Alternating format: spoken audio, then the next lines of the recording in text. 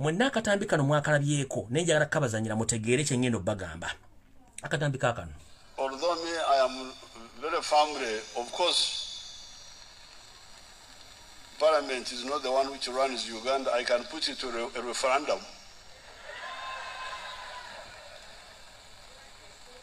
And resolve this issue for once and for all. Because this Kisanja will not be a joking Kisanja.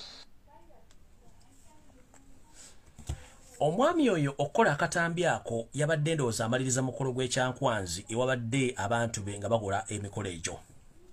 Yakugambye nti kino ekisanja tekigenda kubeera kya muceezo. Era ye agenda kuyita akalulu k'ekikungo ajjewo Parliamenti ya Uganda era akole nga Parliament teriiwo. Ekyo kyavudde mu kamwa ke. Kino yabadde asindika obubaka eri bannayuganda kiki ekigenda okuddirira. Ekigenda okuddirira mu Uganda singa ngenda bibasomera buli omu ogenda kutya ate saagala mukaabe okujjako mufuna amaanyi agasobola okuba nti mwekembe badde yesibye olugoye olumu yesibe engoye bbiri. Ekyo yakyogedde nga talina kyabagambye ekiri mabega. Ekiri mabega Museveni kyagenda okukola kikino wali wammanga obwo yabadde asindika obubaka. Ntandise bwe nti ekisookera ddala kiri bwe kiti. Bwe yamaze okwogera ebigambo ebyo yabadde amaze okuwandika kye tuyita internal memos era ng'azimaze okutuuka mu bantu be bayagala bazifune. Bwe twogerera omumpembe Yosef Tawasira mutano wa Karekezi agenda kukola ebintu bino wammanga singa amala neerayiza mu bwongeri esoboka kubanga tukimanyi nti si yalonda si yalondebwa balonda Robert Kyagulanyi Ssentamu era mukulembeze waffe omulonde wa bannayuganda. Museveni bino bintu byagenda okukola nga yakamala okwerayiza ne simenti oba anaalayira kubanga okusinziira ku information gyenfuna ey'omunda bamugambyeko abamusingako kutegeera nti mukulu okola nsobi okwerayiza kubanga abantu tebalonda ggwe balonda Robert Kyagulanyi Ssentamu naye bw'onoogezako okwerayiza ojja ssanga obuzibu sina kindi bagamba nti mpulukuto za misota zigenda na miggobeka kati omukulu ono ye olw'okuba nti embeera ze balinamu emputtu okwemanya n'okwewulira weppo n'okujooga buli muntu gwe balabye nti basinga okutegeera era ekinamuviira mu y'ebiraka yanaakitegeera naye okusinziira ka vidiyo ako nga bwe yakoogedde nti asobola okugyawo Parliament era ng'agenda gijjawo ye akole bye yabadde asuula jjinja mu kisaka olw'ensonga nti bino ebintu bye naguddeko nga nsindise drone zange bye bintu ebyadde mu kiwandiiko ku zimu ku nsonga ze yabagambye nti zagenda okukola. Ntandise bwe nti ensonga esooka Museveni agenda kujjawo kye tuyita constitution. Museveni is going to suspend the Constitution of the Republic of Uganda. The well-written Constitution of the Republic of Uganda is going to be suspended by Joseph Haburwa, the son of Karekezi, that is Museveni. Second, all kingdoms in Uganda are going to be abolished or suspended with immediate effect. Sadly, no more funeral rights in Uganda. All funeral rights are going to be rearranged, not no more funeral rights in Uganda, but he is proposing to organize a single day in a week for all Ugandans to make their funeral rights arrangements, not as every day, as it has been that every day someone has a right to bury. So, no more usual funeral rights in Uganda. Ngenze mass. No more clan gatherings countrywide. There will be a travel ban from one district to another in Uganda. Ensonga eyo eno emu bbiri ssatu nnya ttaano ngenze ku y'omukaaga. Ensonga y'omukaaga nagibagamba kulala naye mbagamba nti omwami ono olw'okuba nti endowooza yabalowooza nti basoose okufuga Uganda. Ensonga y'omukaaga esoma bweti. Museveni agambye nti tegenda kuddamu kubeera bwannannyini bwa ttaka mu Uganda. No more ownership in Uganda, and all land is going to be owned by the government of Uganda, which is led by him. Nabagamba buli alina ettaka ng'oli Bulaaya oba oli mu Uganda oba oli wa NRM oba oli wa FDC oba oli wa NOP. Obwannannyini bw'ettaka bugenda kuvaawo. Naye mali tugamba nti wandikola ekintu okulumya guno owuzika ng'oyambe muyambe ekkiriza. Mu nsonga zino ze mbasomera mujja kuvaako akabiriiti akagenda omwokya embogo zonna sina kindi n'obuli mawa n'atasigaza. Ngenze maaso. ku nsonga endala.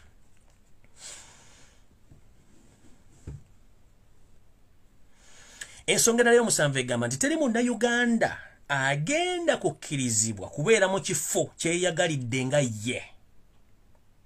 Nkiddamu. Ensonga y'omusanvu egamba nti wali Munnayuganda agenda kukkirizibwa kubeera mu kifo kyeyagalidde nga ye.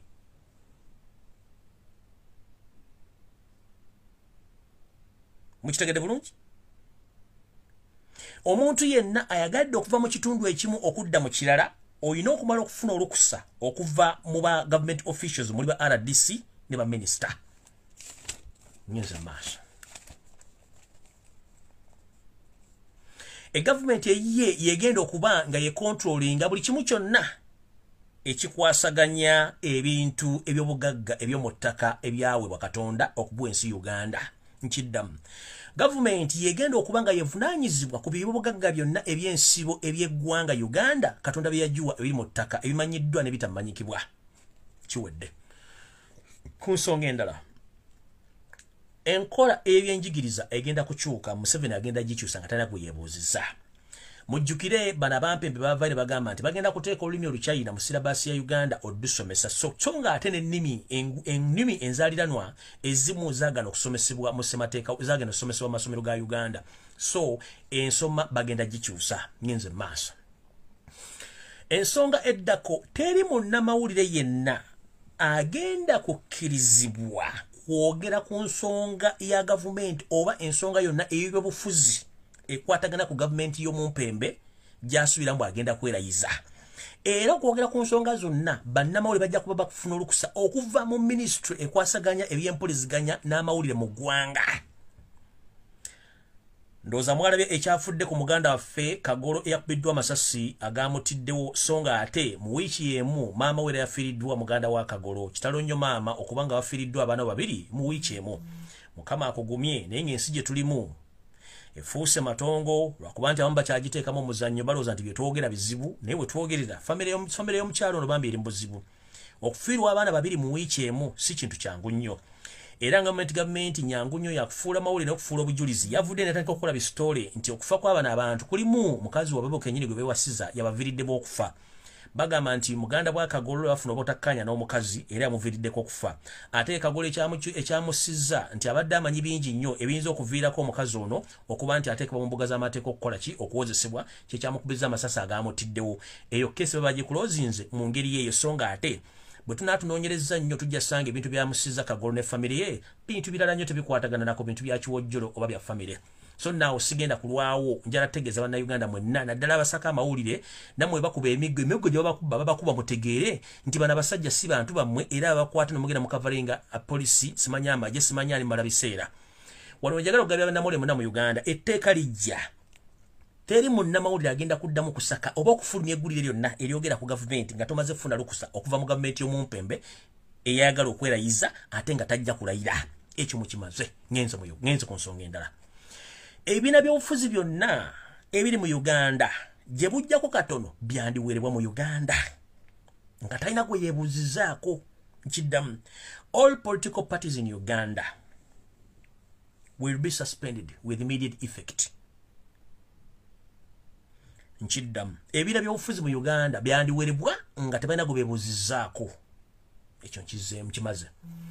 Bagenda teekawo okutendekebwa mu magye nga kwabuwaze okuva ku myaka egy'obuto ng'emyaka okuva ku mwana ali mu primary okutuuka ku ssendetendekero asembayo wa university nga buli munnayuganda kikkakatako okubanga gwenda kusomba amagye ng'etteeka lino ligenda kuyisibwa nga tebalina gwe beebuuzizaako. Kino nno gye kitwala n'abasomerayo ne babula gye tulaga kati njala mutegeere bulungi wa gye tulaga. Ngenze maaso. Ebitavu byonna ebiri mu ggwanga byandigenda mu nkwawa z'omumpembe Yosef Tabasala mutano wa Kalekezi nga yabikontrolinga. Kitegeeza ki nti all financial institutions in Uganda are going to be controlled by or are going to be owned by Museveni's government. So those who have been enjoying free money and those who have been enjoying financial institutions, please wake up. Soon or later, all banks in Uganda are going to be controlled and monitored by Museveni's regime. So be aware. Mukitegedde bulungi nnyo. Ngenze maaso.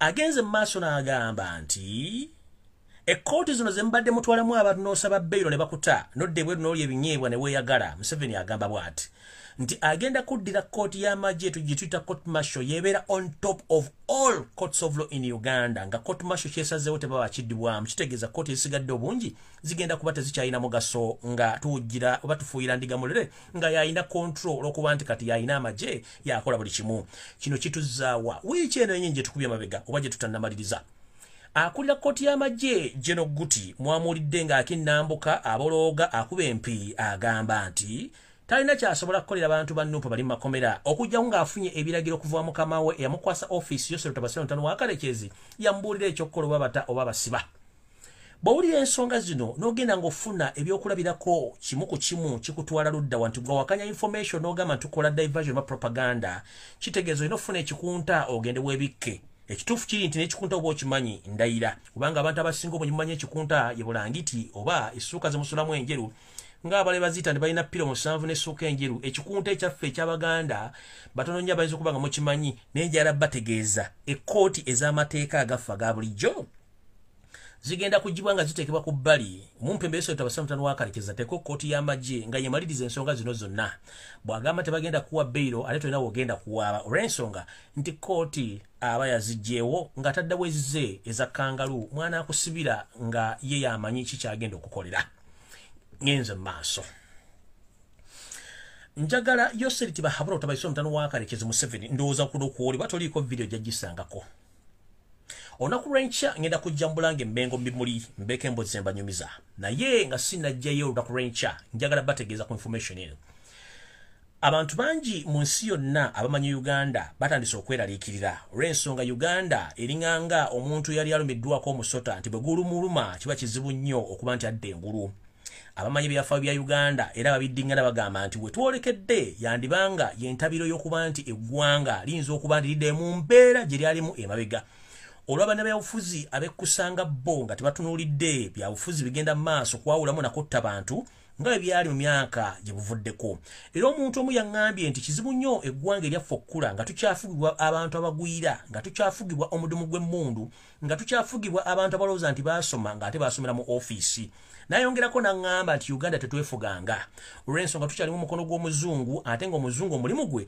gwakubbira mu kkooti nga ye yeekwese mbw amanyi okutegeera ffe ate abandi badde beerowooleza ntulowooza nti ffe tulina kuyambibwa buyambibwa nga ffe tetweyambyeko kino kitegeeza ki buli muntu ali oba wagira NRM oba oli wa FDC obuli waki kyekiseera mutunuleko gye byafa bya Uganda mutegene nti Uganda teyeefuganga kubanga bwe tubanga tulina ekibuga ng'enkuba etonye nga bw'etonya ekibuga ne kifuuka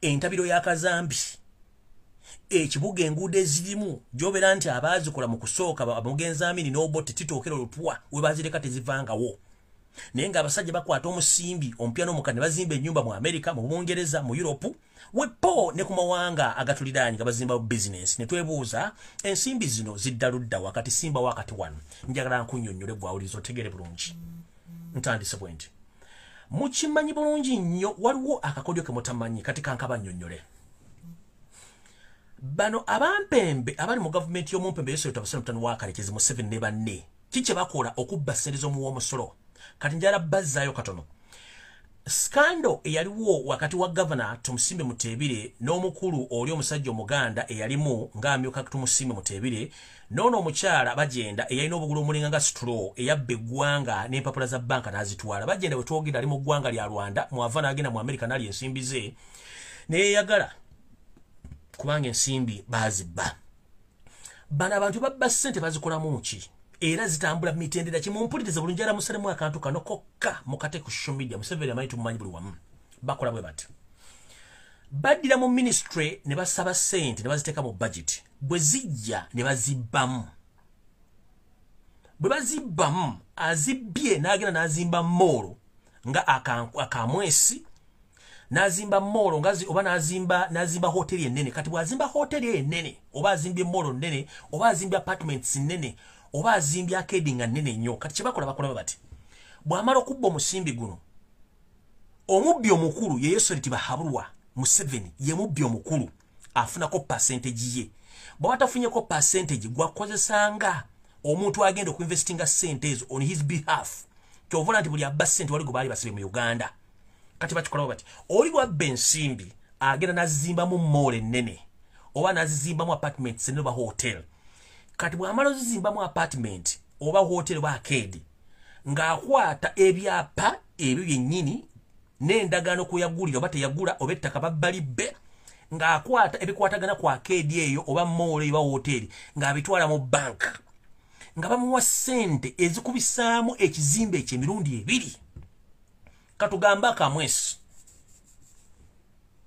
ezo shopping malls balina ennene eyinza okuba ng'agizimbisa obuwumbi 3 bw'amala gizimba nefuna ba occupants oba ba attendants ng'akwata all necessary documents eza mall eyo ng'azitwala mu Barclays Bank oba ng'azitwala mu Absa oba ng'azitwala mu Centenary Bank ng'abagamba njagala 8 billion Ugandan shillings in cash nga bambuuza omusingo guluwa ng'akwata all necessary documents ng'azitwala mu Centenary Bank ng'esindika ba bank valuers nga bagenda ku kikuki kwa arcade eba mall eba hotel nga bavaluinga bo ba valuers already ono omuyayi abaya bayisedde emabega nga bagaba naye mumanyi nti mumuvaluinga ekimulaba kiri billion 8 kati ba valuers baba afunyeeko dda akasente nga bagenda bakola kye tuyita value assessment bamala okuvaluinga property eyo nga bajja baga